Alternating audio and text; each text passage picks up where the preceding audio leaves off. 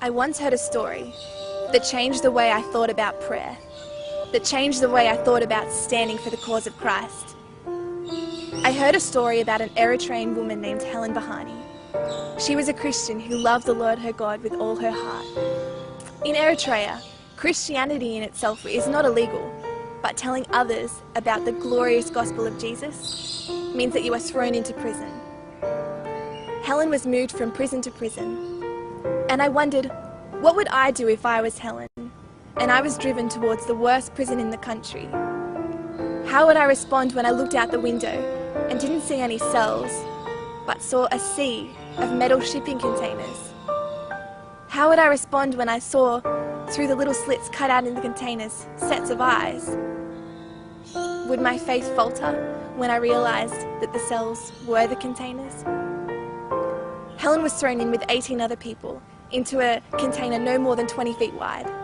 At night, it was so cold that many prisoners suffered hypothermia. In the day, it was so hot that you could have cooked an egg on the bottom of the container. There was only one bucket in the corner for a toilet. Helen was in that container for 2.5 years.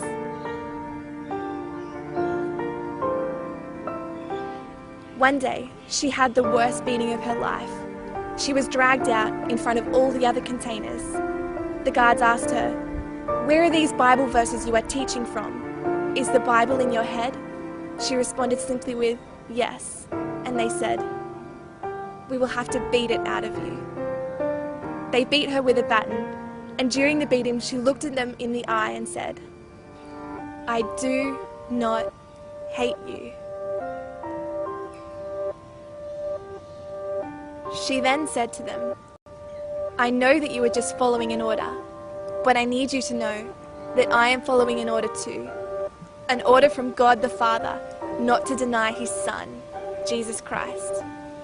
So carry on." I wondered what I would do if I was Helen. When she was brought before the interrogator, time and time again, he would slide her a piece of paper and say, "Sign here.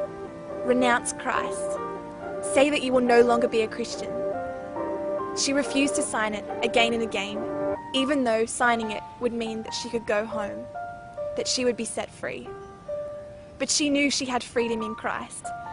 And what is most powerful about this story is that when she was released in 2006, she said that it was the prayers of those around the world, prayers of her brothers and sisters in Christ, prayers of you and of me, that were the crutches on which she walked. And that just blows my mind.